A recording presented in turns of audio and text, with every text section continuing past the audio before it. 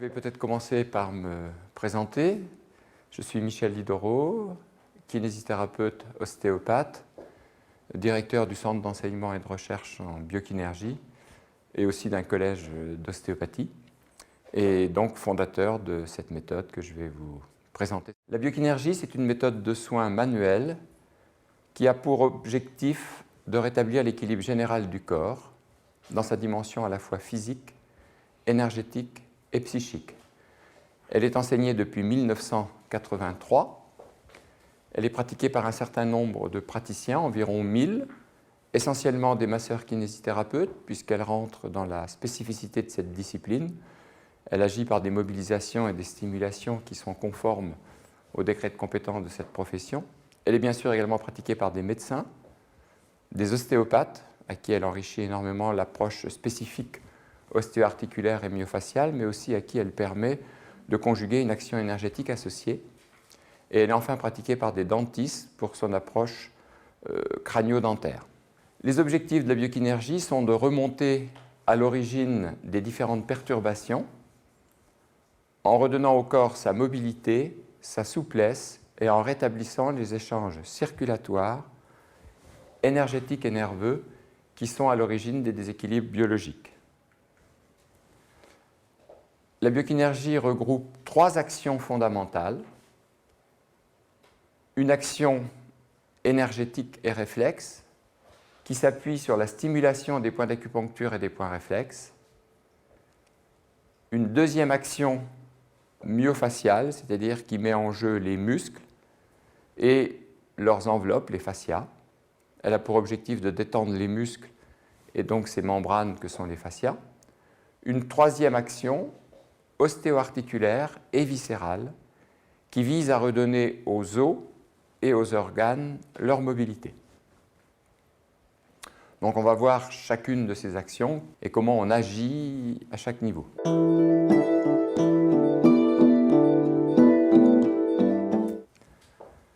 La libération des blocages articulaires et viscéraux s'adresse à ce que l'on appelle les mouvements mineurs du corps, c'est-à-dire les possibilités de glissement des os entre eux et les possibilités de mouvement des organes entre eux. Pour pouvoir réaliser un mouvement de grande amplitude, par exemple avec mon épaule, il faut qu'entre mon humérus et mon omoplate, il y ait des possibilités de glissement. À partir du moment où ces possibilités de glissement ne vont pas se faire correctement, qu'il va y avoir une restriction dans cette micro-mobilité, le mouvement majeur ne pourra pas se faire. Quand je lève mon coude, il faut que la tête de l'humérus glisse sur la glène de l'omoplate. Si ce mouvement n'est pas possible, on ne pourra pas lever le bras ou ça va provoquer un geste douloureux. C'est la même chose au niveau de la colonne vertébrale. Pour pouvoir faire des mouvements, par exemple de la nuque, de flexion-extension, de rotation ou d'inclinaison, il faut qu'au niveau de chaque vertèbre, il y ait des possibilités de glissement sur les facettes. À partir du moment où une seule facette articulaire va être bloquée, le mouvement de ma vertèbre va être gêné et sera impossible dans une certaine direction. Il pourra toujours être possible dans un sens et impossible dans l'autre.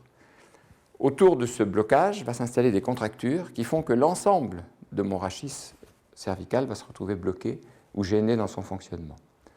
Donc, à la différence, par exemple, de la kinésithérapie de base, où on s'adressait au mouvement majeur, où on massait les muscles et on essayait de restaurer une mobilité de l'ensemble de la colonne, là, on va rechercher la tension qui bloque la vertèbre, et en libérant cette vertèbre, on va redonner une aisance à l'ensemble du segment. De la même façon qu'au niveau de l'épaule, on va jouer sur le glissement des os l'un par rapport à l'autre pour restaurer les mouvements de grande amplitude. Alors bien entendu, une vertèbre déplacée, ça n'existe pas. On entend souvent, on l'entend moins heureusement, mais on a entendu pendant longtemps ce langage. Je me suis déplacé une vertèbre. Il faut plutôt dire correctement, je me suis bloqué une vertèbre ou je me suis bloqué une articulation. À partir du moment où les os ont des possibilités de glissement, il suffit qu'un muscle se contracte anormalement d'un côté et reste tendu pour qu'il tire l'os dans une mauvaise direction. Donc, ce qui fait qu'au repos, il y a un décentrage de l'articulation. Au lieu d'être maintenu au centre, la tête de l'humérus, pour regarder l'exemple de l'épaule, au lieu d'être maintenu au centre, va se retrouver légèrement décalée, mais elle est décalée dans des positions de mobilité dont elle dispose.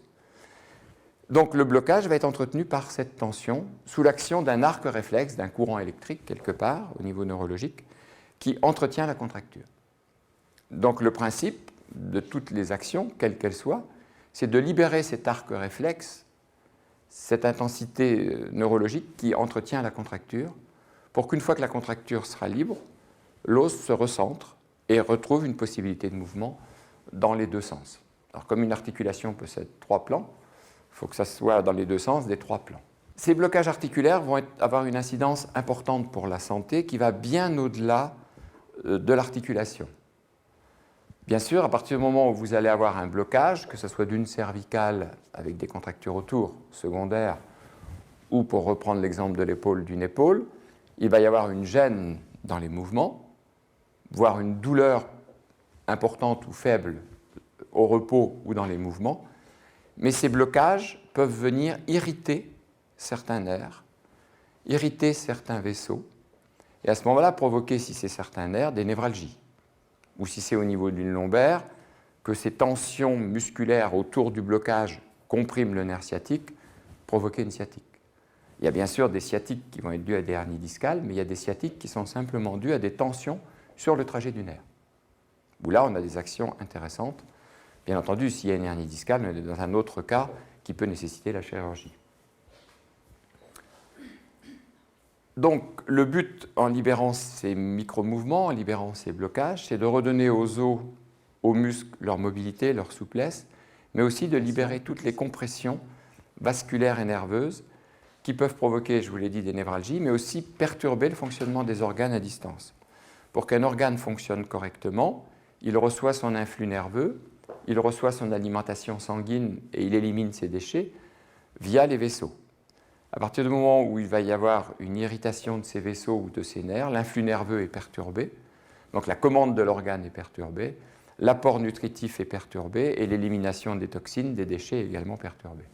Ce qui fait qu'un organe peut moins bien fonctionner à partir d'un certain temps, alors que le problème est parti il y a 6 mois ou 1 an. À partir du moment où une compression qui gêne le drainage persiste dans le temps, la pathologie ou le dysfonctionnement va apparaître pas forcément immédiatement, mais ça peut être plusieurs années après un traumatisme ou un désordre. Ce principe donc s'applique aux os, s'applique aux organes et s'applique également aux os du crâne. Le crâne est composé de 26 os qui ont tous une possibilité de jeu et de mouvement, déjà pour la naissance.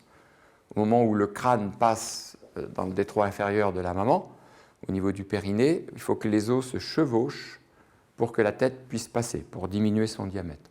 Et ce chevauchement est important car il contribue au modelage du crâne.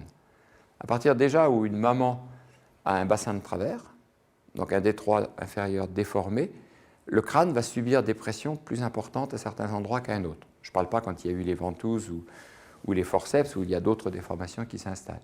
Donc on voit toujours un crâne de bébé déformé de toute façon déjà à la naissance. Il y a une déformation normale, physiologique, puis il y a des déformations anormales qui sont dues à des excès de compression à certains endroits. Donc là, on va pouvoir intervenir en détendant les tissus qui sont pris dans ces sutures entre les os pour repermettre aux os de retrouver une position normale et une mobilité normale, même si le jeu est de quelques microns. Mais ce mouvement est important. Ce n'est pas tant la perte du mouvement qui va gêner le fonctionnement du corps ensuite, c'est que les tissus qui sont pris entre les os sont irrités et provoquent par voie réflexe des irritations au niveau du cerveau, donc de la commande, mais aussi au niveau des muscles et des organes à distance.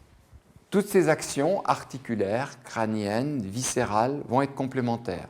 On a vu tout à l'heure qu'un déséquilibre du corps au niveau articulaire pouvait générer un déséquilibre des organes en provoquant des compressions vasculaires ou des compressions nerveuses, donc en perturbant la libre circulation de l'influx nerveux et du sang.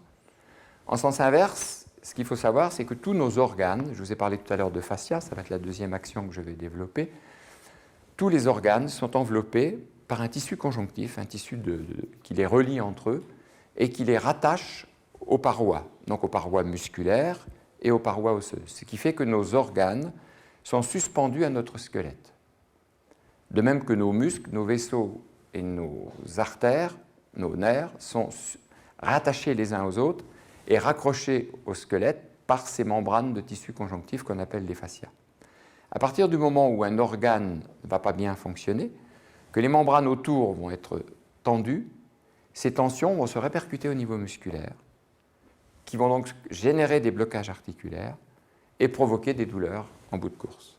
Ce qui fait qu'on se retrouve, quand on a un patient à traiter, avec cette double équation, c'est qu'un problème articulaire peut avoir une origine viscérale et un problème viscéral peut avoir une origine articulaire. Au niveau des organes, je vous ai parlé de ces membranes qui les enveloppent et je vous ai parlé de restaurer la mobilité. Ce n'est pas tant de restaurer la mobilité qui est importante. Pour nous, biokinergistes, restaurer la mobilité d'un organe veut dire détendre les membranes qui sont autour. Donc, comment on sait qu'un organe ne fonctionne pas? Parce qu'il a une perte de mobilité. Cette perte de mobilité est due à des tensions. Et pourquoi ces tensions sont importantes? Bien parce que là aussi, les organes sont vascularisés, innervés, on en a déjà parlé, et les vaisseaux passent dans ces membranes qui enveloppent les organes. Donc à partir du moment où ces membranes sont tendues, les vaisseaux sont irrités ou comprimés, de même que les nerfs. Et donc c'est là aussi une cause de dysfonctionnement. Donc on voit, je vous donnais tout à l'heure dans les objectifs, rétablir les échanges circulatoires et nerveux, on voit que ces échanges peuvent être perturbés à différents niveaux. Au niveau vertébral, au niveau articulaire et au niveau des membranes qui enveloppent les organes. D'où l'importance de pouvoir détendre ces fascias, ces membranes de tissu conjonctif qui enveloppent nos os, nos organes, nos vaisseaux et nos nerfs. On en arrive donc à la deuxième action de la biokinergie.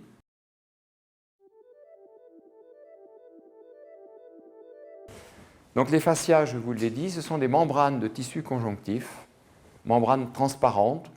Lorsqu'on mange un steak, on peut voir des membranes transparentes qui recouvrent les fibres musculaires. Ces fascias se réunissent aux extrémités du muscle en tendons.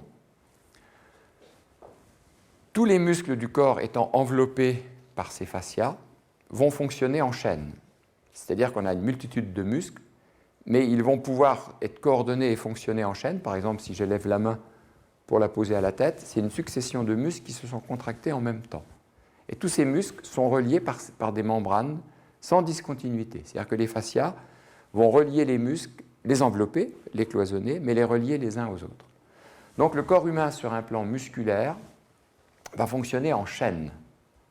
Et à partir du moment où il va y avoir un désordre à un bout de la chaîne, on va se retrouver avec des répercussions à l'autre bout. C'est pourquoi ces fascias, qui sont un petit peu plus récents dans les techniques médicales, qu'on retrouve en France depuis 30 ou 40 ou 50 ans, mais dont on n'a pas encore beaucoup parlé, vont être importants parce qu'ils sont riches en récepteurs nerveux, donc c'est à ce niveau-là qu'on va pouvoir agir, et ils créent l'unité physique du corps. J'aurai l'occasion d'en reparler. Et donc cette unité physique fait que si je me fais une entorse, que je me retrouve avec certains déséquilibres du pied, ça va entraîner des tensions dans les muscles qui partent du pied, qui au niveau du genou vont entraîner des tensions dans les muscles qui partent du genou vers la hanche, puis au niveau de la hanche, des muscles qui partent de la hanche vers la colonne. Et de la même façon que tout à l'heure, une compression vasculaire et nerveuse pouvait finir par gêner le fonctionnement d'un foie ou d'un estomac parce que celui-ci était perturbé dans sa fonction ou dans l'élimination de ses toxines, eh bien une entorse peut provoquer des douleurs de dos 6 mois, 1 an, 2 ans après sa survenue, parce que les tensions petit à petit vont monter à travers ces chaînes musculaires.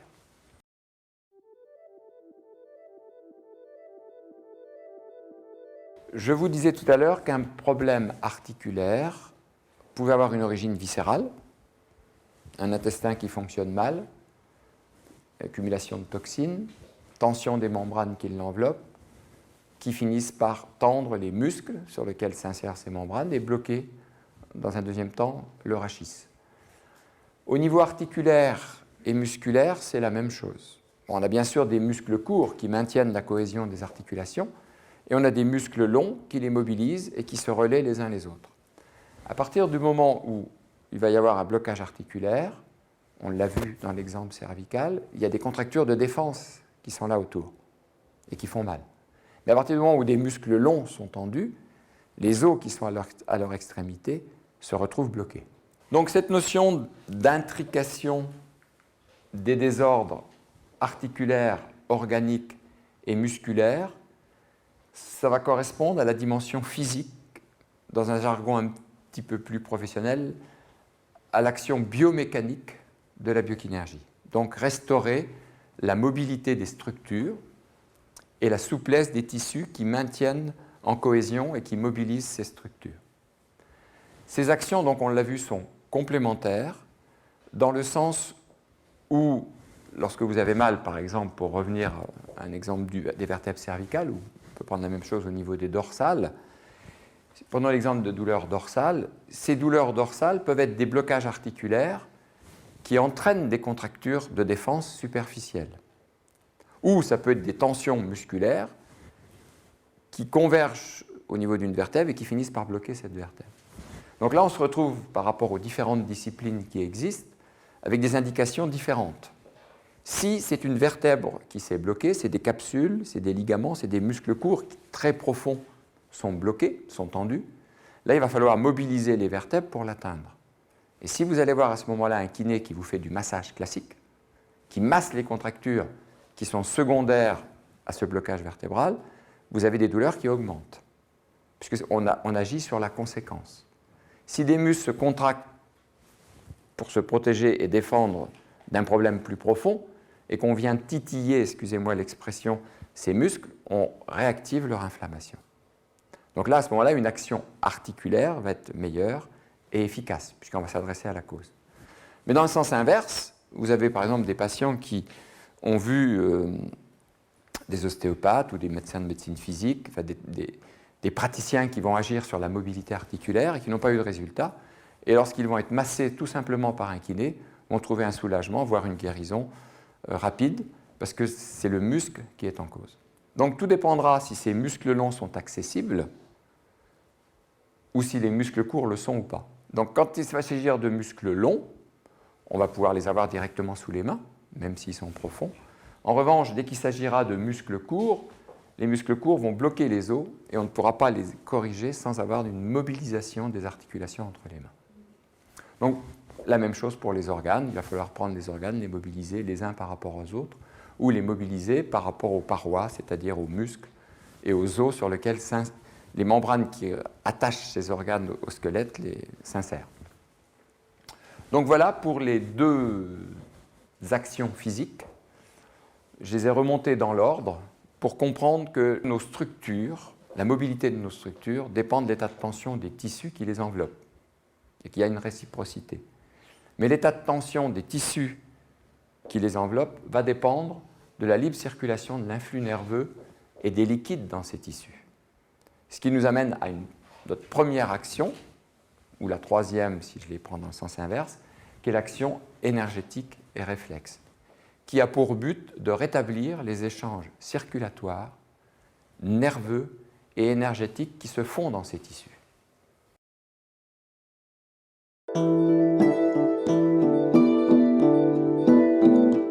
Donc ce protocole d'action énergétique et réflexe s'effectue par la stimulation de points cutanés qu'on appelle des points réflexes et parmi lesquels il y a également les points d'acupuncture. Je vous ai dit que tous nos os, tous nos organes, tous nos muscles, tous nos vaisseaux étaient enveloppés par du tissu conjonctif, par du tissu de soutien, et tous ces tissus, et notamment ce tissu de soutien, est riche en récepteurs nerveux. Quelle est la fonction de nos récepteurs nerveux au niveau du corps? Ils sont fondamentaux, puisque c'est eux qui nous permettent de nous adapter à notre environnement, d'enregistrer tout ce qui se passe à l'extérieur, qui nous arrive par voie tactile, par voie olfactive, visuelle, auditive. Donc on a un ensemble de récepteurs nerveux qui vont enregistrer notre position dans l'espace, qui vont apprécier si le sol est plat, si on doit poser le pied à plat ou légèrement de travers, etc., qui vont équilibrer notre posture et qui, à l'intérieur du corps, vont permettre à notre organisme de s'adapter à tout ce qui arrive de l'extérieur, mais aussi à tous les désordres et tout ce qui se passe à l'intérieur. Donc ces récepteurs nerveux envoient en permanence des informations entre tous nos tissus, tous nos organes, pour que le corps maintienne des constantes biologiques, maintienne une posture équilibrée. À partir du moment où il va y avoir un bon fonctionnement, on va avoir un chassé-croisé normal entre des informations qui viennent de la peau, de l'extérieur, et qui vont vers les organes, le cerveau, et des informations qui repartent du cerveau pour aller vers les organes et vers la peau. Et il se produit ce phénomène qui est intéressant et qui nous permet, nous, d'être efficaces manuellement, c'est qu'à partir du moment où il va se produire des problèmes au niveau métabolique, biologique, des problèmes au niveau du fonctionnement des organes ou des muscles, il va y avoir des informations qui vont partir de la profondeur et venir se matérialiser en surface au niveau de la peau et des muscles sous la forme de points de tension qui vont en regard des récepteurs nerveux impliqués. Ce qui veut dire qu'à partir du moment où il va y avoir un désordre en profondeur, il s'inscrit en surface, on a un moyen en surface de pouvoir agir et d'aller stimuler les mécanismes, rétablir les mécanismes qui régulent le fonctionnement de la profondeur, donc de nos organes et de nos muscles. Alors on va jouer sur différents types de points réflexes suivant la perturbation en cause. Je m'excuse de vous ennuyer quelques secondes avec des termes un petit peu médicaux ou un peu plus scientifiques, mais bon, pour vous permettre surtout de comprendre que suivant les points qu'on va utiliser, on n'aura pas les mêmes actions. La première catégorie de points sur lesquels on intervient sont des points neurotissulaires, donc tissulaires, comme leur nom l'indique, qui vont nous permettre de jouer sur l'état de tension des tissus. Ce qui veut dire qu'à chaque fois qu'on va retrouver des contractures musculaires, des blocages vertébraux, il va y avoir des récepteurs nerveux qui sont irrités et qui entretiennent la contracture qui bloque l'articulation. En regard de ces récepteurs nerveux, on retrouvera des points réflexes qu'on appelle des points neurotissulaires qui vont présenter des points de tension, et on en reparlera tout à l'heure puisque c'est l'originalité de la biokinésie, également des manifestations rotatoires des tissus sur eux-mêmes. Donc ces points neurotissulaires vont nous amener à traiter les problèmes articulaires, musculaires. En les stimulant, on va rétablir l'équilibre neurologique pour qu'il n'y ait plus de tension musculaire anormale et qu'il n'y ait plus de blocage. Les points neurophysiologiques ne vont plus jouer sur l'état de tension des tissus, mais sur leur physiologie, sur leurs échanges. Pour que nos tissus soient indolores, il faut qu'il y ait toute une activité biologique qui se fasse correctement entre chaque cellule. Il y a au niveau des cellules des échanges permanents de liquides, de molécules, d'ions, et à partir du moment où il va y avoir des perturbations dans ces échanges, on va se retrouver avec des troubles biologiques, donc une irritation de tissus d'origine biochimique, donc des douleurs et des mauvais fonctionnements d'organes. Ça, c'est les points neurophysiologiques.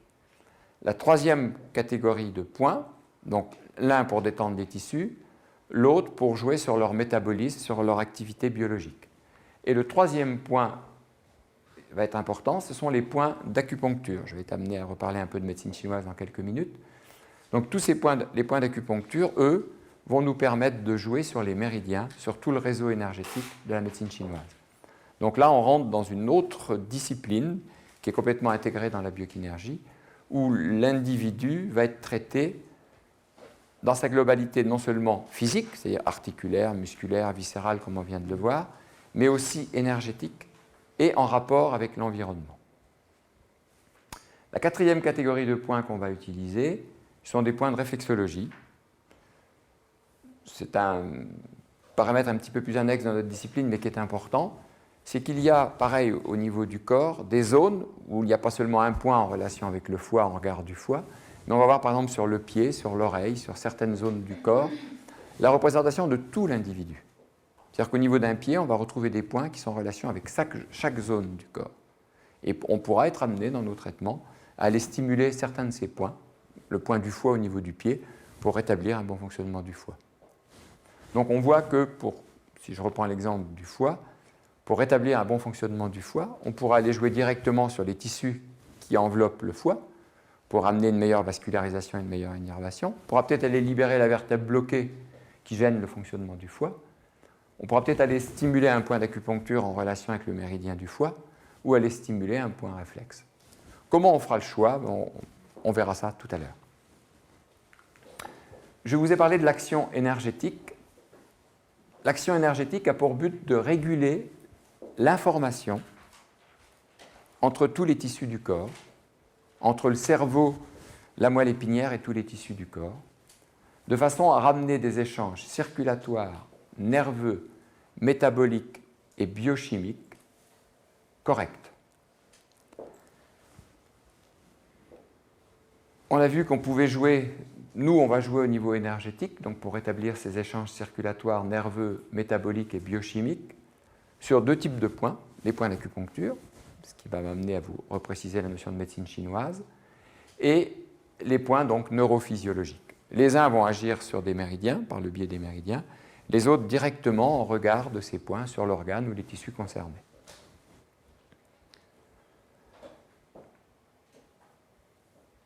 Le système énergétique chinois part du principe que parallèlement à la circulation du sang et de l'influx nerveux, il existe une circulation énergétique qui s'effectue sur des trajets bien précis que l'on a dénommés méridiens.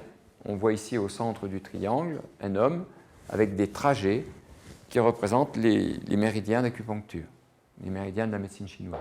Exactement de la même façon qu'il y a des méridiens au niveau terrestre. Ces méridiens donc font l'objet d'une circulation d'énergie qui peuvent être soumis à certains déséquilibres générateurs de pathologies. Donc, ils vont être parsemés de points, qu'on appelle les points d'acupuncture, et ces points vont nous permettre d'aller corriger la perturbation en cause dans ce déséquilibre énergétique. Donc là, il y a tout un rapport qui se fait également avec le système nerveux, où en stimulant ces points, on vient stimuler certaines zones du cerveau qui vont rétablir le fonctionnement de l'organe, détendre le muscle, ou agir sur des causes plutôt psychiques. En effet, pour la médecine chinoise, le corps, l'âme et l'esprit ne font qu'un. Et l'homme est une antenne quelque part entre la terre et le ciel, où on reçoit le rayonnement électromagnétique terrestre dont on a besoin, et on reçoit tous les champs énergétiques cosmiques, champs solaires, les neutrinos, etc. Tout un ensemble de rayonnements dans lequel on est soumis sur cette terre. Et pour la médecine chinoise, il doit y avoir un équilibre entre l'environnement, donc toutes ces lois naturelles, cosmotelluriques, et l'individu. Ce qui veut dire qu'on a parlé tout à l'heure de l'unité des organes, des muscles, des articulations. Là, on va encore beaucoup plus loin, on y met aussi l'unité du psychisme. Et on y met également l'interaction de l'environnement social et climatique sur l'individu. Donc on va être amené en médecine chinoise à comprendre pourquoi certaines douleurs, par exemple, sont exacerbées par l'humidité ou par le changement de temps. À partir du moment où quelqu'un souffre d'une région particulière, ça devient un vrai baromètre. C'est-à-dire que certains patients sont capables de nous dire, alors qu'il fait un grand soleil, que demain il va pleuvoir. Parce qu'ils s'aperçoivent que dès qu'il va pleuvoir, quelques heures avant, leur douleur s'augmente. Alors on peut dire c'est bizarre parce qu'il y a du soleil, et eux commencent déjà à avoir mal, et on dit que c'est l'humidité qui exacerbe leur douleur. Oui, c'est aussi la différence de pression atmosphérique. Des baromètres nous disent que la pression atmosphérique a baissé avant que les nuages arrivent. Et le patient va ressentir la même chose. Dès qu'il va y avoir cette baisse de pression atmosphérique, puisqu'une zone est en souffrance, qu'elle n'a plus les défenses adaptées, il a du mal à lutter contre il a du mal à s'adapter à ce changement, et dès qu'il ne peut plus s'adapter correctement, il y a une augmentation de la douleur. Donc par le biais de la médecine chinoise, par le biais des points d'acupuncture, on va pouvoir mettre en interaction le système pariétal, c'est-à-dire la peau, les muscles, les fascias, les os dont on a vu tout à l'heure, les organes, mais aussi le psychisme. Et donc on va pouvoir aller traiter des causes qui n'ont pas une origine physique, mais qui ont une origine psycho-affective. Tout ce qui est lié au stress, au choc affectif, à toutes nos déceptions, à tout ce stress qui s'accumule parfois un petit peu dans nos vies. Et il n'y a pas forcément besoin d'avoir un décès ou un choc affectif violent pour tomber malade. Ça peut être simplement une succession de petites insatisfactions. Il n'y a pas besoin forcément de... Comme autrefois, on s'était aperçu que les armées pouvaient écrouler un pont uniquement avec des hommes qui marchaient à une certaine fréquence. Mais le corps, c'est pareil. À force de subir des micro-chocs répétés, peut tomber malade alors qu'il va résister à un gros choc. Ou l'inverse. Je vous disais qu'en médecine chinoise, on prenait l'individu dans sa globalité physique, énergétique, psychique et en interaction avec l'environnement. On le revoit sur ce tableau où en médecine chinoise, on parle de deux lois fondamentales, la loi yin-yang, l'équilibre du yin et du yang, donc de l'alternance des choses, et une loi qu'on appelle la loi des 5 mouvements ou des 5 éléments, où on classe dans 5 grandes catégories de structure et d'énergie le corps humain. Et on s'aperçoit qu'à chacune de ces fonctions énergétiques correspond des traits psychiques, correspond des émotions et correspond des structures du corps. Ce qui veut dire que, par exemple, pour l'énergie bois, qui est en relation avec le foie, la vésicule biliaire, mais aussi avec la colère, eh bien, quelqu'un qui va avoir un engorgement vésiculaire peut momentanément devenir coléreux. Et en sens inverse, une grosse colère peut perturber notre vésicule biliaire.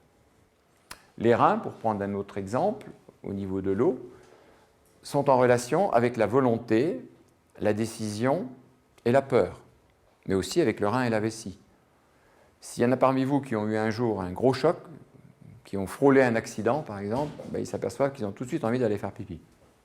Ce n'est pas un hasard parce que justement, il y a ce lien. Donc la médecine chinoise a fait comme ça tout un lien entre des choses qui paraissent pas liées à premier abord et qui en fait vont fonctionner en interaction, en résonance les unes avec les autres. Ce qui nous amène donc à pouvoir traiter le corps dans sa dimension physique, énergétique, psychique, mais aussi en lien avec l'environnement.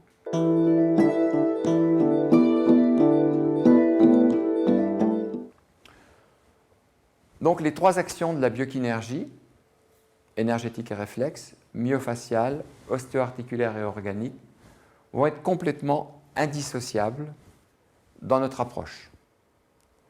Puisque les tensions articulaires vont être liées à des contractures musculaires, et que ces contractures musculaires vont être liées à des désordres neuromusculaires, donc à des perturbations de l'influx nerveux qui entretient des contractures, que ces tensions musculaires vont gêner la circulation du sang, l'influx nerveux, et que l'influx nerveux perturbé va entraîner des tensions.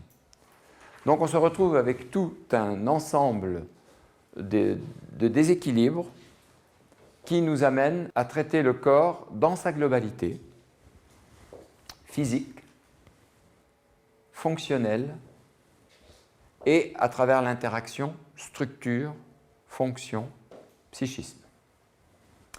L'unité physique du corps, on l'a vu tout à l'heure, ce sont les fascias qui la réalisent, ces membranes qui relient tout. Donc, à partir de là, on va se retrouver avec une unité des structures, c'est-à-dire avec des os reliés entre eux par des membranes, par des muscles. Ce qui fait que dans la recherche de déséquilibre, il va falloir aller rechercher les déséquilibres physiques sur l'ensemble du corps, et non pas uniquement à l'endroit où ça fait mal, puisqu'une vertèbre peut se bloquer parce que le bassin s'est mis de travers à cause de tension musculaire de la jambe qui vient d'une entorse, donc d'un déséquilibre du pied. L'unité des fonctions vient de tous les échanges dont je vous ai parlé. Pour qu'un corps fonctionne correctement, il faut qu'il y ait une bonne conduction de l'information entre les glandes endocrines, une bonne conduction de l'information entre tous les organes. Donc le corps va devoir en permanence s'adapter à toute modification. Notre tension artérielle oscille en permanence, notre taux de glucose, notre cholestérol, tout est en permanence en oscillation. On a des capteurs. Dès que la tension est trop augmentée, le cerveau réagit, envoie certaines sécrétions hormonales, certains influx nerveux qui contribuent à faire descendre la tension. Dès qu'elle descend trop bas, c'est l'inverse qui se produit. Donc on a constamment un équilibre instable au niveau du corps et c'est tous les échanges circulatoires nerveux qui contribuent à cet équilibre. Ce qui veut dire qu'on peut être amené à traiter des règles douloureuses ou des désordres gynécologiques en travaillant au niveau crânien pour jouer sur l'hypophyse qui est une glande endocrine qui va avoir une action sur les ovaires. On peut aller jouer au niveau du dos sur les glandes surrénales parce que certains problèmes inflammatoires peuvent venir d'un mauvais fonctionnement de ces glandes. Donc on voit qu'à travers l'unité physique, la pathologie peut démarrer sur différentes structures du corps et interagir à distance, mais de la même façon, par le sang, par l'équilibre neuro-hormonal, donc l'influx nerveux et les hormones, un mauvais fonctionnement d'un organe peut perturber les autres. De la même façon que tout à l'heure, dans les 5 grandes qualités en médecine chinoise, la médecine chinoise nous décrit aussi des interactions des organes entre eux à travers cette loi. La troisième approche que l'on va avoir dans la globalité du corps, à travers nos trois actions, c'est de jouer sur l'interaction structure, fonction, psychisme. Ça a été prouvé, le stress modifie nos sécrétions hormonales et favorise l'installation de pathologies. Donc le stress, tous les chocs affectifs, tous les chocs psychologiques, toutes les situations conflictuelles qui perdurent. Soit qu'elles sont trop brusques, qu'on n'a pas le temps de s'y adapter ou de les accepter, soit qu'elles perdurent, comme on l'a vu tout à l'heure, dans le temps. Donc, notre recherche, on va parler tout à l'heure de remonter à l'origine des perturbations en cause, notre recherche va devoir s'adapter non seulement à l'étiologie physique, non seulement à l'étiologie fonctionnelle, mais aussi à l'étiologie psychique des perturbations. Certaines tensions ne céderont pas si on n'a pas certaines actions qui permettent aux patients d'accepter ou de libérer toutes les tensions qui ont été liées à certains stress psychiques. Le refoulement d'une émotion se répercute par des tensions sur le corps qui gênent son fonctionnement. Donc nous, quand on traitera à ce niveau-là, l'objectif sera d'aller remonter à l'origine, à travers les tissus, à travers certains points, pour repermettre une remise en mouvement de l'émotion bloquée, pour qu'elle soit enfin gérée et acceptée par le patient. Donc on va pouvoir agir, nous, sur la fonction et le psychisme, non pas en donnant des molécules, des médicaments au patient pour suppléer les mauvaises sécrétions de son corps, non pas en faisant une psychanalyse au patient pour qu'il accepte certains événements qui ont été refoulés ou qu'il prenne conscience que certaines tensions sont dues à des événements non acceptés ou douloureux sur un plan psychologique, mais on va agir sur cet équilibre fonctionnel, sur le fonctionnement de ces organes et sur notre psychisme via la structure du corps, c'est-à-dire via ces tissus, via les récepteurs nerveux qui sont situés au niveau de ces tissus. Puisque en fait, toutes nos actions vont consister à aller stimuler des points nerveux, à travers tous les points réflexes qu'on a vus, sur les différents tissus du corps, que ce soit la peau, les muscles, les fascias, les organes, les vaisseaux, les nerfs, etc. La plupart des échecs que l'on rencontre au cabinet sont dus au fait qu'on s'adresse aux symptômes et non à leur cause, que l'on soit kiné ou médecin. Pourquoi? Parce que la plupart des douleurs ne démarrent pas directement à l'endroit où il y a cette douleur, mais trouvent une origine à distance. Pour une même pathologie, les causes, on l'a vu, sont multiples. C'est d'ailleurs pourquoi il existe autant de disciplines. Les kinés, les ostéopathes vont s'adresser aux causes mécaniques d'une douleur. Vous avez mal au cervical, je vais voir si vos muscles sont contractés si je suis kiné. Si je suis ostéopathe, je vais aller mobiliser vos vertèbres, voir s'il n'y a pas des blocages. Ça, ce sont les causes mécaniques. Les acupuncteurs, les praticiens en médecine chinoise, eux, ne vont pas s'adresser aux causes mécaniques, ils vont s'adresser aux causes énergétiques. Maintenant, supposez que vous ayez un coup de froid, vous êtes exposé à un courant d'air, vous roulez la fenêtre ouverte. La médecine chinoise nous explique ça tout à fait, qu'un courant d'air, qu'un coup de froid, qu'un coup de chaleur peut perturber les énergies du corps, tendre les muscles et provoquer par exemple un torticolis. Si vous avez un torticolis suite à une exposition à un courant d'air ou à une fenêtre ouverte dans votre voiture, que vous allez voir le kiné ou l'ostéopathe, il va retrouver des contractures. Il va retrouver des vertèbres bloquées. Donc il va pouvoir agir. Mais il va agir sur quelque chose qui est secondaire à un déséquilibre énergétique. Ce qui veut dire qu'au mieux, ça va vous soulager quelques minutes ou quelques heures et ça va se réinstaller. Au pire, ça va augmenter votre douleur, si l'action était vraiment trop intempestive. Dans ce cas-là, si vous allez voir un praticien en médecine chinoise, le travail des aiguilles sera parfait, ou la stimulation en massage chinois chez un kiné des points sera parfaite, puisqu'elle va avoir pour objectif d'aller traiter les conséquences de l'exposition au courant d'air. Le sens inverse est vrai. Si vous avez des déséquilibres énergétiques liés à un torticolis, mais qui sont partis d'un faux mouvement, d'une mauvaise posture qui a bloqué une vertèbre, vous n'arriverez pas forcément en rétablissant les énergies à libérer cette douleur, puisque la cause sera entretenue par un blocage vertébral. C'est la raison pour laquelle les ostéopathes envoient leurs patients à des acupuncteurs et les acupuncteurs envoient leurs patients à des ostéopathes. Pour ne citer que ces deux disciplines qui ne sont pas les seules à agir sur les causes mécaniques et sur les causes énergétiques, puisqu'il y a la médecine physique, il y a l'ostéopathie, il y a la chiropraxie, il y a l'éthiopathie pour ce qui est mécanique, il y a le massage chinois chez les kinés, l'acupuncture chez les médecins, entre autres pour ce qui est énergétique.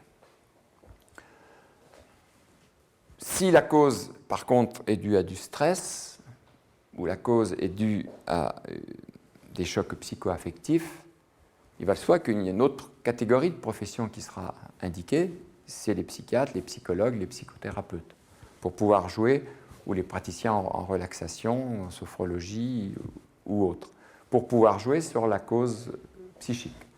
Donc, on commence à le comprendre, l'intérêt de la biokinéergie, ça ne va pas être de faire mieux que le médecin de médecine physique ou l'ostéopathe sur un plan mécanique, ça ne va pas être de faire mieux que l'acupuncteur ou le praticien en massage chinois sur un plan énergétique, ou de remplacer la psychothérapie, ça va être de pouvoir jouer sur les trois causes en même temps, puisque les déséquilibres sont parfois multiples, et qu'une douleur survient parce qu'il y a un déséquilibre énergétique, plus une vertèbre bloquée, plus des contractures, et plus un stress qui s'est rajouté la veille là-dessus.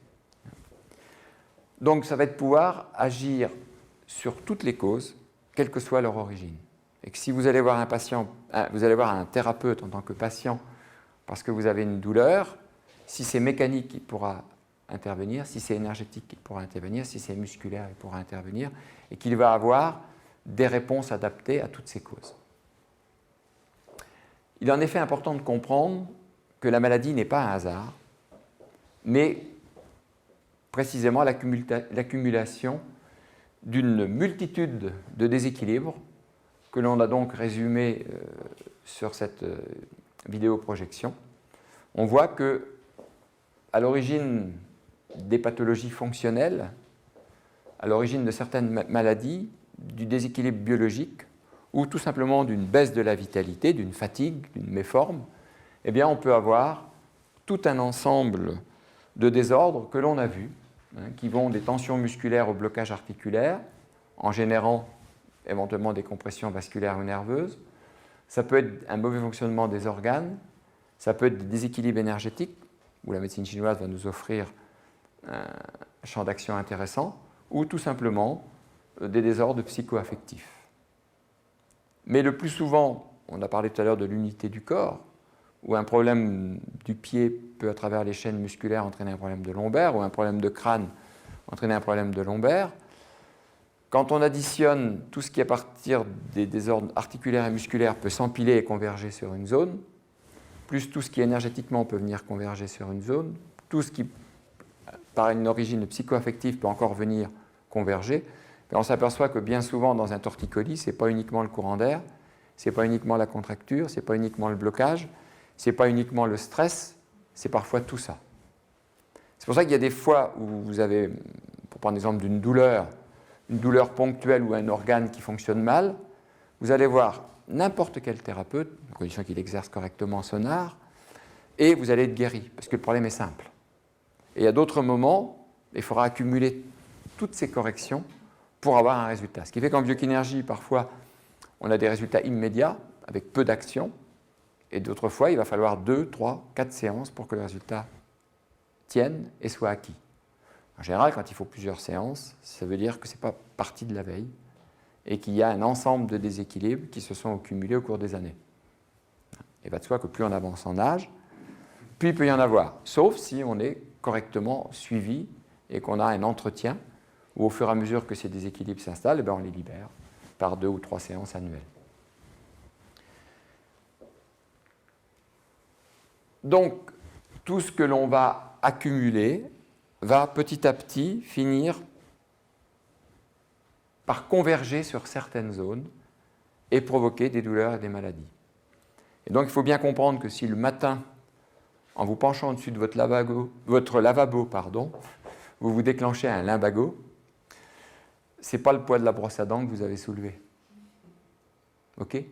C'est qu'il y a eu un certain nombre de déséquilibres qui ont généré des tensions dans votre région lombaire, et que peut-être la veille, une réflexion désagréable vous a été faite par votre mari ou votre femme, que la nuit vous ne le digérez pas, ou par un collègue au travail, ou peu importe, un événement, et que ce stress psychologique réaugmente de quelques degrés la tension des lombaires. Et toute pathologie, toute douleur a un seuil d'apparition. Tant que la tension n'a pas atteint un certain degré, ça ne se bloque pas. Donc c'est là l'état latent. Et il suffit d'une petite goutte d'eau pour que le vase déborde.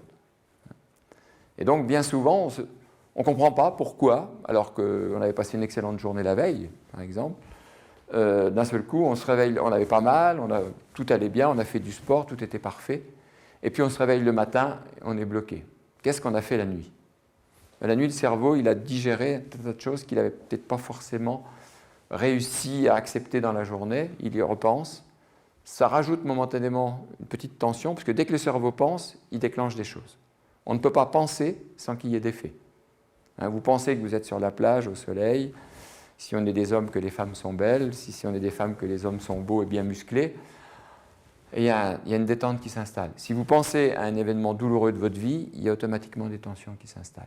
Donc il suffit des fois de peu de tensions supplémentaires quand il y a déjà tout un passé d'accumuler à un endroit donné du corps. Donc au départ, le corps compense, il s'adapte.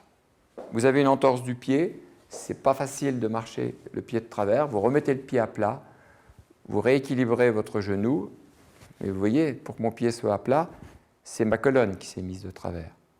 Vous vous cognez la tête, c'est un autre déséquilibre qui s'installe au niveau des cervicales, qui ramène une tension dans l'autre sens. Et à un moment donné, ça vrille. Et le point de convergence, c'est là où la douleur va apparaître. Surtout si vous avez déjà une déficience. D'ailleurs, on voit bien que tous les hépatiques, dès qu'ils sont fatigués, déclenchent des problèmes digestifs ou des problèmes musculaires, puisque le foie commande les muscles. Chaque fois qu'on a un point faible quelque part, et qu'on est fatigué, ou qu'on a du stress, ou qu'on a des choses désagréables qui surviennent dans notre vie, c'est souvent cette zone qui réapparaît. Il y a des gens, dès que ça ne va pas, ils font de l'eczéma. Donc, ce n'est pas le stress psychologique qui a directement déclenché l'eczéma, c'est qu'il y a un déséquilibre, il y a un point faible qui fait que sur un plan cutané, vous êtes fragile, et dès qu'il se surajoute une petite chose, le désordre apparaît à ce niveau-là. Et donc, on va se retrouver, pour chaque pathologie, avec des causes très éloignées de la plainte. Donc, à chaque fois qu'un patient vient nous voir, on ne va pas forcément traiter la zone douloureuse, mais on va reprendre l'individu dans sa globalité, que l'on a vu tout à l'heure, physique, fonctionnelle, dans l'interaction de la structure, de la fonction et de l'énergie, pour essayer de retrouver le point de départ de ces différentes pathologies.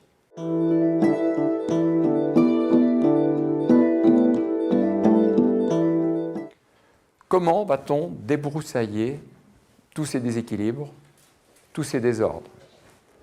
Puisque ça sous-entend, on va le voir tout à l'heure, je vous ferai une petite démonstration pratique, qu'un bilan va nécessiter d'inspecter l'état des muscles à tous les niveaux, de regarder s'il n'y a pas de blocage articulaire, de voir si, sur un plan énergétique, il n'y a pas de déséquilibre à corriger par le biais de points d'acupuncture, s'il n'y a pas des zones de tension qui expriment une souffrance psychoaffective.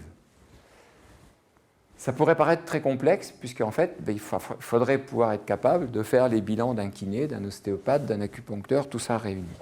Alors, il y a une chose très facile en biokinénergie, ce qui est donc à l'origine de cette discipline, c'est que dès qu'il apparaît dans le corps un désordre, qu'il soit métabolique, biologique, que ce soit des contractures, des blocages articulaires ou un déséquilibre énergétique, il apparaît en surface, au niveau de la peau, des fascias superficielles, des muscles, des points de tension qui présentent la caractéristique, lorsqu'on donne un appui à leur niveau, de réagir par un mouvement de rotation des tissus et de déclencher un arc réflexe qui réentraîne la détente des tissus autour ou qui restimule, qui relance, qui rééquilibre les échanges circulatoires nerveux et le fonctionnement des organes à distance. Donc ces points d'enroulement, où est-ce qu'on les retrouve? Eh bien, on les retrouve en regard des blocages articulaires, en regard des contractures musculaires, sur les points d'acupuncture ou les points réflexes à traiter. Et c'est ces points qui vont nous indiquer les zones perturbées, mais aussi nous donner le moyen de les corriger et de déterminer quel type de correction doit être appliqué. Ce qui fait que si une vertèbre douloureuse doit être corrigée par des actions mécaniques, j'aurai mes points d'enroulement sur les points neurotissulaires qu'on a vus tout à l'heure. Si ça doit être corrigé par une action énergétique, ils seront sur le point d'accu. Et si ça doit être corrigé par une action musculaire, ils seront aux extrémités des muscles contractés. Et donc là, on viendra placer des doigts sur chacun de ces points, de part et d'autre des muscles, pour là encore stimuler ces points, provoquer un arc réflexe qui va amener la détente du muscle.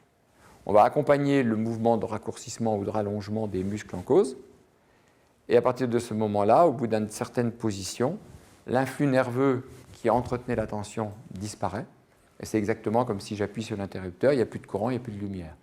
Là, à partir du moment où il n'y a plus d'influx nerveux anarchique, nociceptif qui agit sur le muscle se détend. Maintenant, pour être plus explicite, on va voir comment se déroule une séance, comment en fait le praticien en biokinésie agit pour rétablir l'équilibre général du corps dans sa dimension physique, articulaire, musculaire, viscérale, myofaciale, énergétique et psychoaffective.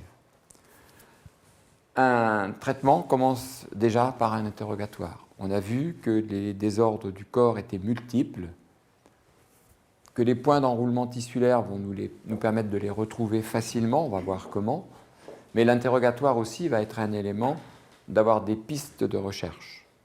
Donc on va poser un certain nombre de questions aux patients qui vont bien au-delà d'une motivation de la consultation. Déjà, pourquoi vous venez? Je viens parce que j'ai mal au dos.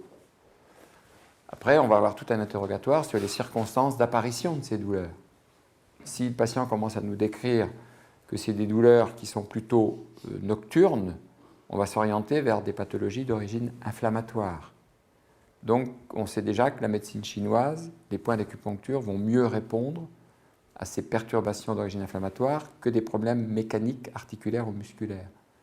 Si le patient nous dit que les douleurs sont plutôt à l'effort, au mouvement, on sait qu'on a vraisemblablement des contractures, des blocages articulaires sous-jacents, plutôt qu'un problème inflammatoire. Mais certaines douleurs sont mixtes, ce qui veut dire qu'il va falloir enlever l'inflammation et libérer les causes mécaniques. D'où une action à la fois articulaire, musculaire et sur les points d'acupuncture. Ensuite, on va poser des questions sur le passé du patient, à tous les niveaux, sur ses habitudes, sur ses activités, sur tout ce qu'il a subi, comme choc physique, psychologique, affectif, comme opération, etc. Et à partir de là, on va déjà avoir une idée de tous les déséquilibres que le corps a pu enregistrer. Le corps, je le rappelle, a une véritable mémoire de tous nos traumatismes physiques et psychiques. Et à partir du moment où on va détecter des perturbations inscrites sous forme de tension dans les tissus, sous forme de points d'enroulement au niveau des récepteurs nerveux, on va réveiller cette mémoire et permettre au corps de la rééquilibrer. Ce qui veut dire que sur un plan psychologique, à partir du moment où on a vécu un événement traumatisant, que l'on a refoulé, Freud nous l'a bien expliqué, tout ce que l'on refoule se réinscrit dans le corps. Alors justement, l'avantage, c'est qu'à partir du moment où on va aller réveiller par le corps la mémoire de l'événement, c'est-à-dire qu'on va stimuler certaines zones du corps qui sont tendues à cause de cet événement, l'événement revient en mémoire du patient, pas souvent consciente, mais du moins au niveau subconscient. Et pendant le temps de la séance, ou les heures ou les jours qui vont suivre, cette mémoire qui est réveillée, le patient a de nouveau la possibilité de la gérer, de la digérer et de l'accepter. Donc de ne plus la refouler. Ce qui veut dire que les points d'enroulement vont nous amener sur les zones psychoaffectives perturbées et que leur libération va permettre au patient de refaire un travail d'acceptation qu'il n'a pas pu faire sous l'effet de la violence du choc ou parce qu'à un moment donné, c'était plus supportable. Donc bien entendu, ça va nécessiter tout un travail de préparation pour en arriver à ce que petit à petit, un patient puisse faire un travail qu'il n'avait pas pu faire jusque-là. Donc il n'y a pas seulement un travail physique qui est produit par la biokinésie, mais il y a aussi tout un travail psychoaffectif.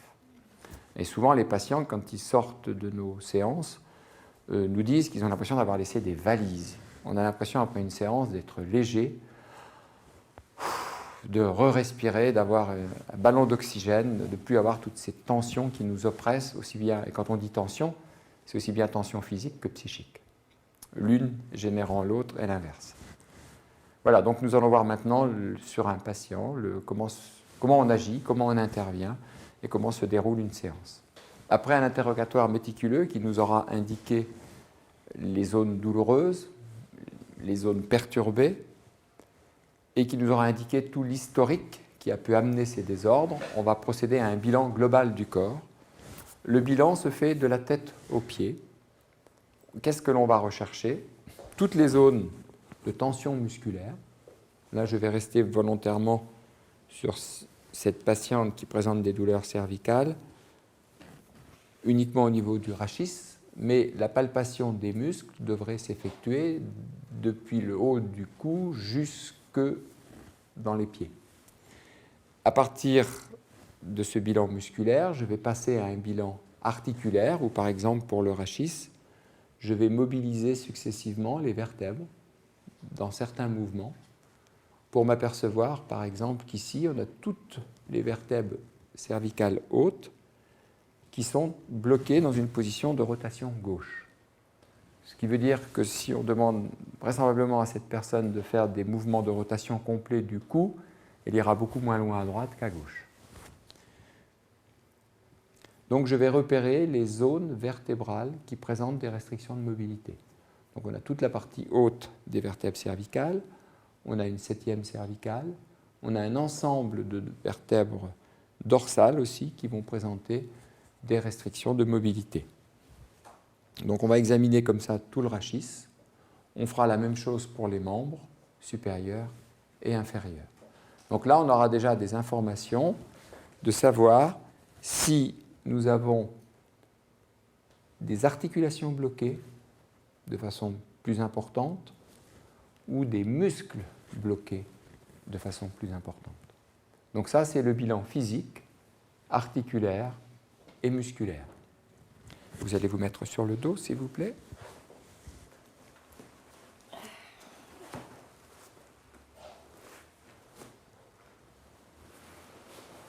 Juste baisser un tout petit peu le pantalon, voilà, comme ça.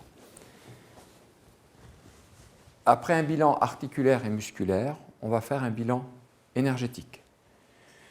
Nous empruntons une théorie propre au shiatsu, qui nous vient du Japon, où les Japonais se sont aperçus qu'on avait au niveau du ventre des zones réflexes qui correspondent à chacune des grandes fonctions énergétiques du corps.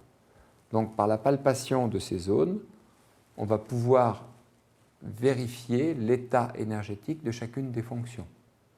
Pour s'apercevoir par exemple qu'il y a une plénitude d'énergie ou un déséquilibre énergétique à l'estomac, un vide d'énergie au rein, etc., etc. On va également examiner le trajet des méridiens.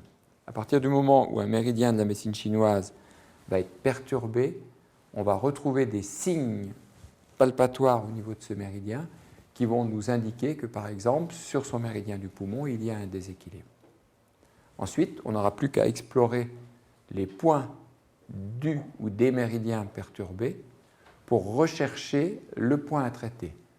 Comment va-t-on rechercher le point à traiter? À partir du moment où un point va être à traiter, dès qu'on va amener un appui au niveau de ce point, les tissus vont s'enrouler autour de nos doigts et nous indiquer que c'est le point à traiter, mais aussi nous offrir le moyen de le traiter. Donc, on va pouvoir comme ça donc, examiner tous les points importants qui vont être en relation avec les fonctions énergétiques qu'on a repérées au niveau du ventre et les points d'acupuncture. On va également, dans un 4e temps, pouvoir rechercher des zones de tension psychoaffective, plus particulièrement en regard de plexus nerveux, par exemple, qui vont nous indiquer qu'il y a des zones qui ont stocké un certain nombre d'émotions, la mémoire émotionnelle du corps. À partir de ce bilan articulaire, musculaire, énergétique, des zones de tension psychoaffective, on va pouvoir démarrer un traitement. Le traitement va devoir ramener l'équilibre à la fois sur le plan physique, énergétique et psychocorporel. Donc on va devoir à la fois détendre les muscles, libérer la mobilité des articulations et des organes et relancer tous les échanges circulatoires, nerveux et liquidiens du corps pour ramener l'équilibre. Et cet équilibre ne peut pas être ramené n'importe comment. s'il y en a qui sont déjà allés à la pêche à la ligne, quand la ligne est emmêlée, on ne peut pas la démêler dans n'importe quel ordre. Ou si une pelote de laine est emmêlée, pour la démêler, il y a un ordre à suivre. Si on ne suit pas cet ordre, on peut recréer plus de nœuds qu'on en enlève. Donc là, ça va être la même chose. L'important, ça va être de suivre un ordre que va nous indiquer le corps, puisque tout est inscrit dans les tissus. Et si le déséquilibre articulaire est survenu avant une conséquence énergétique à distance, ou l'inverse, il va falloir démarrer par le désordre articulaire avant de libérer la conséquence musculaire ou énergétique, ou l'inverse, démarrer par le désordre énergétique avant de libérer l'articulation articulaire, si l'articulation est apparue après le désordre énergétique. Comment va-t-on repérer l'ordre? Eh bien, par le plus grand degré de tension des tissus. Tout s'inscrit sous forme de tension des tissus, et plus la tension est importante, plus c'est cette zone qui doit être libérée en premier. Ce qui fait qu'on va aller vers un ordre de tension du plus élevé vers le moins élevé. Mais avec cette caractéristique, c'est que le corps, dès que vous enlevez la plus élevée, modifie son équilibre. Et une zone qui pouvait ne pas paraître tendue au départ, parce qu'elle était compensée, si j'ai des grosses tensions à ce niveau-là et que c'est insupportable, mon corps va faire en sorte de converger sur cette zone, de s'enrouler autour pour que ça se détende. À partir du moment où mes abdominaux pourraient être tendus et que je m'enroule comme ça, ils sont détendus. Mais ça génère d'autres tensions à d'autres endroits. Et à partir du moment où on va aller lever le reste, il y a un moment donné où cette tension va apparaître et va crier. Donc en libérant les tensions dans un certain ordre, on va pouvoir corriger tout l'imbroglio de désordres qui sont en cause dans le dysfonctionnement du corps. Dans les symptômes pour lesquels le patient vient, mais aussi pour tout un tas d'autres désordres qui peuvent être des causes latentes de pathologie pour dans quelques mois ou quelques années. Donc notre bilan va consister, une fois qu'on a repéré les muscles, les articulations, à rechercher les zones les plus tendues. Une zone la plus tendue attirant tous les autres tissus dans sa direction. Vous mettez à plat ventre, s'il vous plaît. Donc les gestes sont rapides, on écoute simplement la souplesse des tissus et la motilité des fascias. À partir du moment où il va y avoir une zone de tendu à un endroit, dès qu'on pose la main, les membranes qui enveloppent nos muscles nous tractent dans cette direction. Donc c'est un peu comme un jeu de piste, il faut voir quelle direction le corps nous indique comme étant la zone de tension dominante qui tire tout le reste dans cette direction-là. Puisqu'il y a une véritable trame de membrane qui nous enveloppe, si je tire la manche de ma veste à ce niveau-là, il y a un mouvement qui se produit au niveau du poignet. Donc moi, si je suis au poignet, je vais pouvoir enregistrer que la tension vient de l'épaule ou vient de plus loin. Chez madame, le désordre dominant est au niveau articulaire. Enfin, du moins, tout d'abord, le désordre est au niveau d'une zone dorsale. Il va falloir maintenant que j'analyse si la tension de cette zone dorsale est d'origine énergétique, articulaire, musculaire ou psychoaffective. Donc, j'avais déjà fait des tests de mobilité qui m'avaient indiqué que le blocage était d'origine articulaire. Le déséquilibre articulaire que l'on retrouve ici correspond tout à fait à l'illustration dont j'ai parlé tout à l'heure. C'est-à-dire que je vais pouvoir m'assurer que c'est un problème articulaire déjà parce que la vertèbre est bloquée. Il y a bien sûr des contractures musculaires de défense autour, mais mes points d'enroulement tissulaire, les récepteurs nerveux réactifs, ne sont pas sur les muscles longs qui se sont contractés pour protéger, ils sont au niveau des petits muscles courts, des capsules et des ligaments au niveau de la vertèbre. Donc comment va-t-on procéder? Eh bien, on va d'abord poser un doigt sur chacun des points d'enroulement, sur chacun des points réflexes en cause, et exercer une légère pression progressive sur ces points. Chaque point va réagir par un mouvement de rotation des tissus. Et en accompagnant ce mouvement de rotation des tissus, on stimule les neurorécepteurs. Ces neurorécepteurs vont jouer sur la modification des tensions musculaires qu'il y a de part et d'autre de la vertèbre. À partir du moment où une vertèbre est bloquée, il y a un muscle d'un côté qui est contracté et un muscle de l'autre côté qui est étiré. par la stimulation de ces points, il y aura plusieurs cas de figure. Des cas de figure où on va détendre le muscle contracté, renforcer la défense du muscle étiré, auquel cas la vertèbre va se mobiliser et nous ramener vers sa position de référence anatomique, jusqu'à temps que l'influx nerveux lâche et qu'elle soit souple. Ou d'autres fois, on va exagérer le désordre en renforçant, en donnant un appui au muscle contracté, mais qui va tellement étirer l'autre muscle que là, on va déclencher ce que l'on connaît en neurologie comme un réflexe myotatique, c'est-à-dire un réflexe où le muscle étiré provoque la correction en provoquant une inhibition réflexe du muscle contracté et une augmentation secondaire de son tonus à lui, ce qui, dans un deuxième temps, ramène la vertèbre en position. Donc le simple travail d'un biokinergiste, c'est de détecter les points, de les stimuler et ensuite d'accompagner le mouvement de la vertèbre vers une position de correction. Pendant que je parlais, j'ai stimulé ces points. J'ai tout d'abord accompagné la vertèbre, je vais amplifier le mouvement dans son déséquilibre. Puis petit à petit, le muscle qui était très contracté, qui s'était encore renforcé, se relâche, se relâche, se relâche. Et à un moment donné, je sens le relâchement d'un spasme sous mes doigts. C'est-à-dire qu'après avoir maintenu un certain temps le muscle contracté raccourci ou d'avoir renforcé les autres muscles, tout dépend des cas de figure, au bout d'un moment, on sent une fonte musculaire s'installer. Et si à ce moment-là, je reteste la mobilité de ma vertèbre, je m'aperçois qu'elle a retrouvé sa mobilité normale. Il n'y a plus de restriction dans un sens. Si je regarde l'état de tension des muscles qui étaient réactifs, ils ont aussi relâché, puisqu'ils n'ont plus de raison de protéger cette zone. Une fois ce travail articulaire effectué, je vais devoir enchaîner un traitement. Comment vais-je enchaîner un traitement? En suivant toujours mes tensions pour aller rechercher la zone immédiate la plus tendue qui va se situer derrière. Ici, tous les tissus m'attirent plus bas. Donc je vais aller voir s'il n'y a pas un problème plus bas. J'arrive sur une zone perturbée, tendue, qui va présenter des points d'enroulement maintenant au niveau lombaire. Je palpe, il y a une tension musculaire.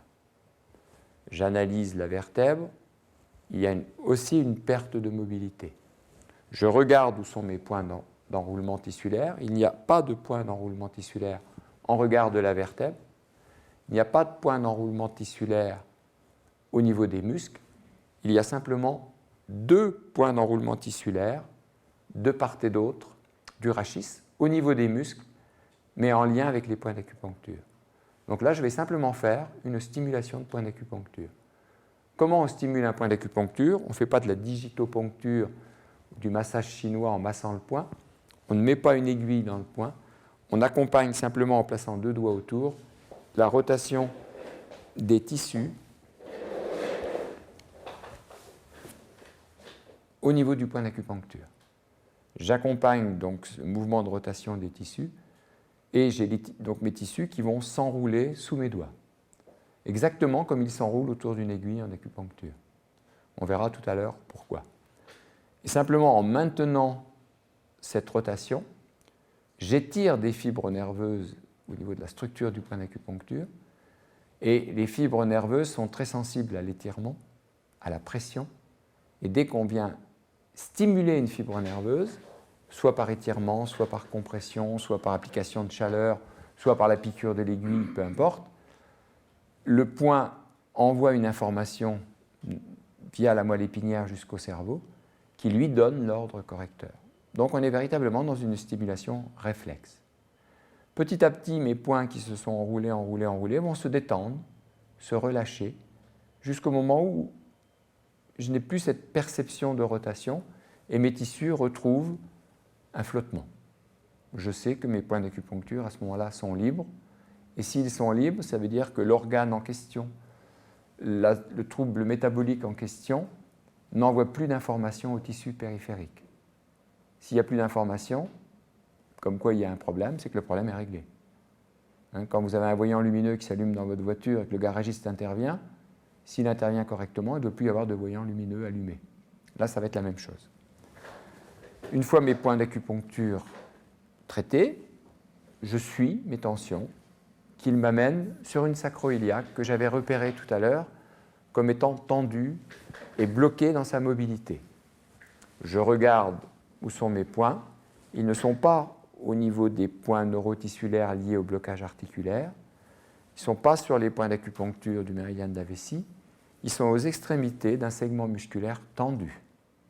Donc à ce moment-là, je vais aller saisir les points d'enroulement qui sont aux extrémités du muscle et je vais appliquer le même principe qu'au niveau vertébral, sauf que là, je ne vais pas provoquer le déplacement d'une vertèbre, parce qu'un muscle se relâche et un autre se tend.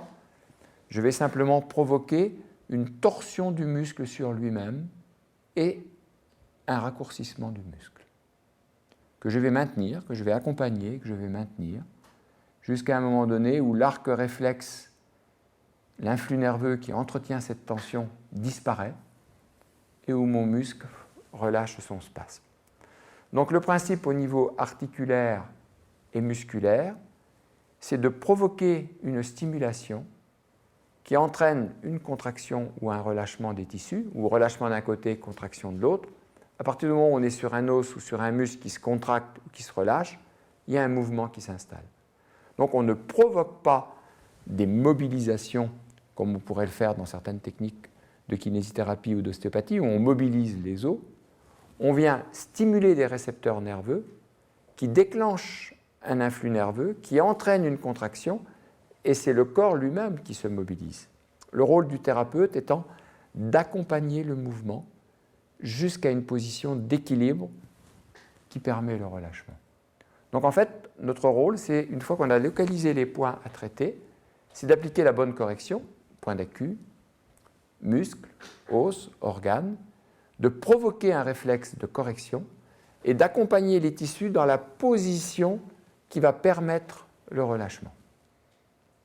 On maintient cette position 1 minute, 2 minutes, 3 minutes, 5 minutes dans certains cas, jusqu'à temps qu'il y ait sous nos doigts la fonte musculaire. Donc on n'est plus là à presser, mobiliser, comprimer, essayer de détendre par de la mobilisation des tissus. On provoque les réflexes d'auto-rééquilibration du corps pour que celui-ci s'auto-corrige. Pour suivre notre exemple, ma sacro-iliaque étant libre, je repalpe les zones, je ne suis plus attiré dans aucune des directions. Cela veut dire que je suis arrivé à l'extrémité d'une filière où j'ai libéré des muscles, des articulations, stimulé certains points d'acupuncture qui ont peut-être contribué à détendre en même temps les muscles à cet endroit-là. Ces désordres étaient liés les uns aux autres. Je suis arrivé à l'extrémité de cette première filière. Maintenant, je vais repartir d'un bilan global pour voir s'il n'y a pas d'autres désordres à d'autres niveaux qui peuvent converger vers soit les problèmes de madame, soit vers son équilibre général, tout simplement pour rétablir sa forme et sa bonne santé. Vous allez vous remettre sur le dos.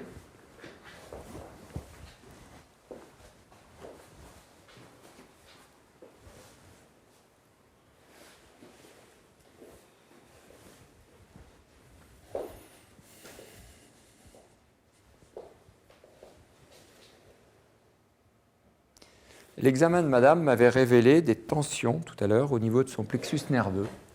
Et là, maintenant, c'est les zones les plus importantes qui m'attirent. Donc là, je vais mettre en place une technique qui va englober beaucoup de choses. Une action à la fois articulaire, musculaire, énergétique et psychoaffective. C'est-à-dire que mes doigts vont contrôler tout un ensemble de points qui vont me permettre à la fois de stimuler les points d'acupuncture, de stimuler des points neurotissulaires qui vont détendre les muscles et les vertèbres bloquées, ou qui vont agir directement sur les fascias qui enveloppent les organes. Et bien sûr, stimuler les plexus nerveux qui sont perturbés en lien avec une mémoire psychoaffective et donc réveiller inconsciemment cette mémoire. Donc je vais rechercher les zones qui me paraissent le plus tendues et repérer les différents points d'enroulement. Il me restait derrière une vertèbre qui était encore bloquée, que je n'ai pas corrigée tout à l'heure, puisqu'elle ne présentait pas de point d'enroulement seul. liée uniquement à la vertèbre. Donc ça ne présentait pas d'intérêt de la corriger seule. Par contre là, je vais reprendre ces points pour pouvoir, derrière le dos, avec ma main postérieure, contrôler les mouvements de la vertèbre. Je vais avoir un pouce sur les côtés qui va être lui en relation avec des tensions des muscles paravertébraux. Devant, je vais venir me mettre de part et d'autre du plexus solaire pour pouvoir jouer sur les fibres sympathiques et parasympathiques de ce plexus. Et j'ai d'autres doigts qui vont rechercher se placer sur les muscles et en regard des organes. À partir du moment où tous mes doigts sont placés, les mouvements correcteurs se déclenchent. C'est-à-dire que les tissus se détendent à certains endroits, se tendent à d'autres, et ma main est entraînée dans un mouvement qui, là, amène ma vertèbre à se déplacer, à se positionner derrière.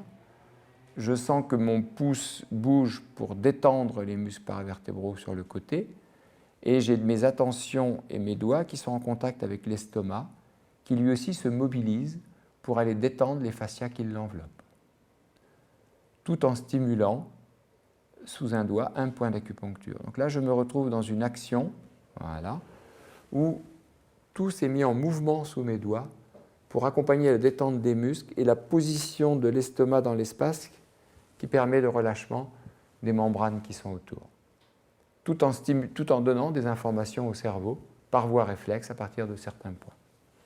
De la même façon, les tensions ayant relâché, j'enchaîne, je recherche d'autres points neurotissulaires, neurophysiologiques ou d'acupuncture perturbés pour compléter mon travail. Là, je suis passé sur encore un travail de l'estomac par rapport au diaphragme. Donc toute une détente du muscle diaphragme et des membranes qui relient l'estomac au diaphragme, et toujours avec des points en relation avec le plexus solaire.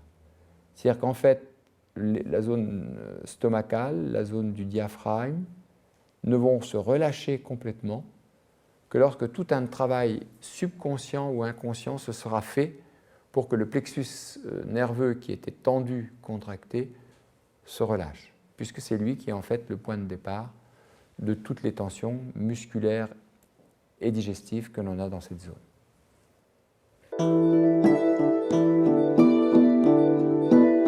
Les indications de la biokinénergie vont être nombreuses, dans la mesure où on va remonter à une multitude de causes qui nécessitaient jusque-là le recours à des thérapeutiques différentes. On va donc pouvoir traiter tout ce qui va être les troubles de l'appareil locomoteur, les douleurs du dos, des articulations, les raideurs, que ce soit des lumbagos, donc des problèmes aigus, des conséquences de l'arthrose, des douleurs plus chroniques, comme des lombalgies, des sciatiques. Elle va également corriger en douceur les troubles de la statique, donc la rééquilibration de la posture.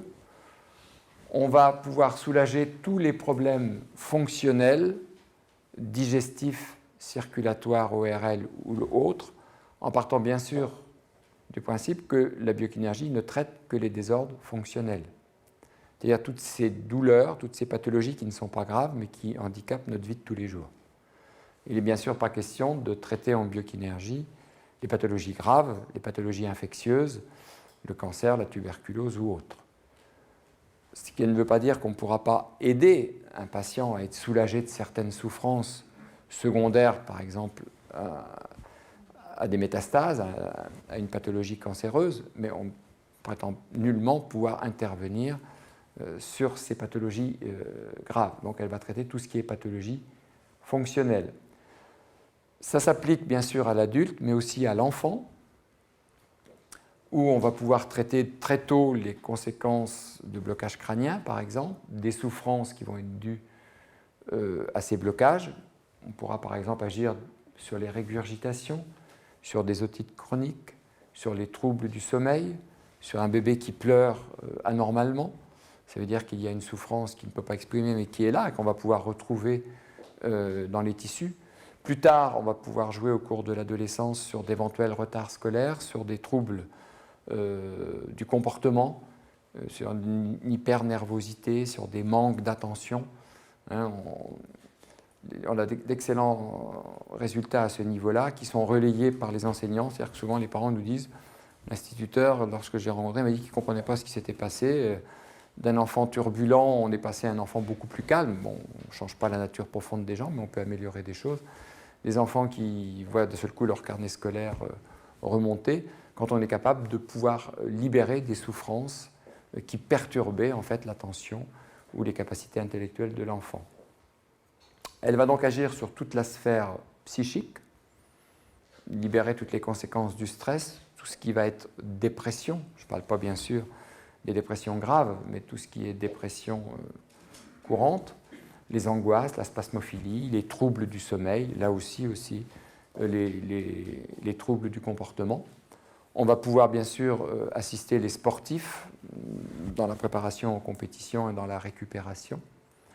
Et on vient de voir là des indications par rapport à des pathologies, mais on va avoir aussi toute une action sur le confort, le bien-être et la prévention.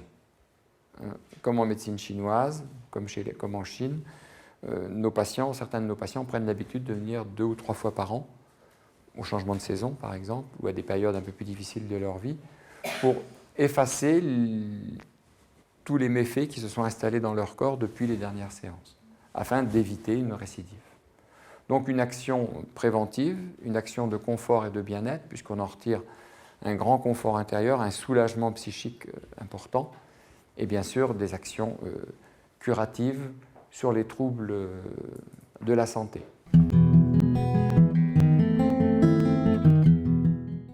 Il y a eu quelques travaux scientifiques qui ont été faits et qui apportent une caution à la biokinésie.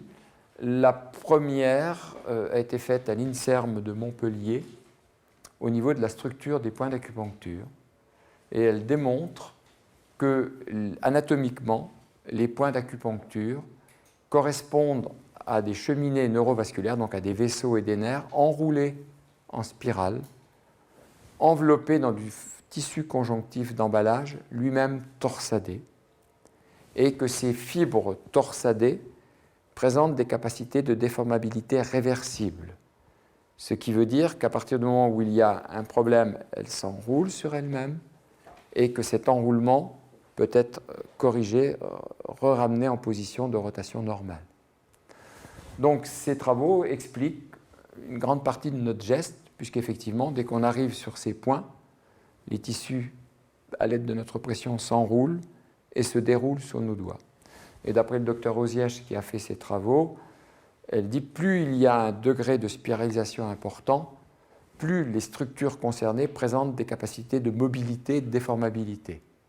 Et elle souligne en disant que ces capacités de déformabilité sont maximales au niveau des points d'acupuncture, enfin qu'il y a une spiralisation maximale, donc des capacités de déformabilité et de mobilité importantes. Donc ça, c'est la première explication, que sur un certain nombre de points, du moins les points d'acupuncture, on travaille sur des structures spiralées préexistantes, riches en fibres nerveuses. Donc en comprimant ces structures ou qu'en les relâchant, on provoque une stimulation de ces neurorécepteurs et qu'il n'y a pas besoin de comprimer ou de piquer le point pour stimuler ces neurorécepteurs, que la simple mise en tension des tissus contribue à stimuler le point. La deuxième expérience qui a été faite à l'UFRAPS de Grenoble a été de démontrer qu'en agissant sur la peau, sur les muscles, donc au niveau de nos points d'enroulement, on pouvait provoquer des réactions métaboliques et biochimiques. Donc ça a été fait sur une équipe de sportifs qui était suivie à l'époque par un biologiste et qui s'était aperçu, en faisant des prises de lactatémie, que certains sportifs, au cours des épreuves, enfin des tests qu'il était amené à faire sur eux, avaient une amélioration de leur lactatémie dans les épreuves d'effort. Alors, il a interrogé ces footballeurs en question, et le point commun qu'il a trouvé, c'est que ces joueurs étaient traités par un praticien en biokinésie. Et donc c'est lui qui a proposé à ce thérapeute une expérimentation pour voir si effectivement c'était un hasard, c'est-à-dire qu'il avait 4 joueurs qui présentaient cette amélioration, c'était 4 joueurs qui étaient traités par ce thérapeute, s'il y avait un lien. Et donc ils ont mis en place un protocole dans le cadre de l'UFRAPS où le praticien a leurré un certain nombre de patients, c'est-à-dire qu'il a fait semblant de leur faire une séance, et d'autres qu'il a réellement traités. Donc on a fait une épreuve d'effort de course à pied sur un tapis roulant la veille des soins, et on a renouvelé l'épreuve d'effort 10 jours après, pour pas que ce soit une simple action mécanique, et voir s'il pouvait y avoir une action durable dans le temps. Ce qui d'ailleurs était bien, parce que nos actions nécessitant toute une mobilisation de plein de mécanismes dans le corps mettent parfois 4, 5 jours, 10 jours à produire leurs effets. Vous avez certains patients qui se sentent mieux que 5, 6 ou 7 jours après la séance, alors qu'ils ont ça depuis des années, donc ce n'est pas l'effet du hasard. Et donc les résultats ont été les suivants. Sur le groupe leurré, on a une superposition de la courbe, c'est-à-dire qu'on a fait une courbe des résultats de la prise des mesures de lactatémie, du taux de lactate au cours des épreuves. Avant et après, on a ramené les joueurs leurrés sur une même ligne, puis après on a retracé une deuxième ligne 10 jours après. Sur les patients leurrés, aucun n'a eu d'amélioration, aucun n'a modifié sa courbe. On a une superposition des résultats avant et après. Par contre, le groupe B, le groupe traité en biokinénergie, on a en haut une valeur de lactatémie nettement plus élevée qu'après l'effort. C'est-à-dire que tous les patients traités ont eu une baisse significative du taux de lactatémie dans le sang, du taux de lactate dans le sang, et une valeur en millimol très significative. Donc, les résultats de cette enquête, c'est que par le biais de stimulation manuelle appliquée dans des zones stratégiques du corps, on peut non seulement, ça on le sait par les résultats cliniques qu'on a, avoir des résultats sur les tensions du corps, sur sa contracture, sur ses douleurs, mais aussi jouer sur l'activité métabolique et biochimique. Par quel biais, par où ça passe, ça reste encore à démontrer, mais ce qui est certain, c'est que par ces tests, par ces travaux, on a pu voir une vérification scientifique d'une action métabolique.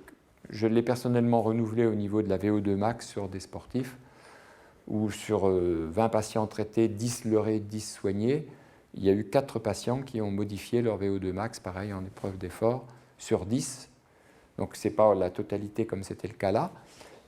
Mais par contre, il n'y a là aussi aucun leurré qui a bougé. C'est-à-dire que sur les 20 traités, il n'y en a que 4 qui ont nettement amélioré leur VO2 max, et c'est 4 patients traités.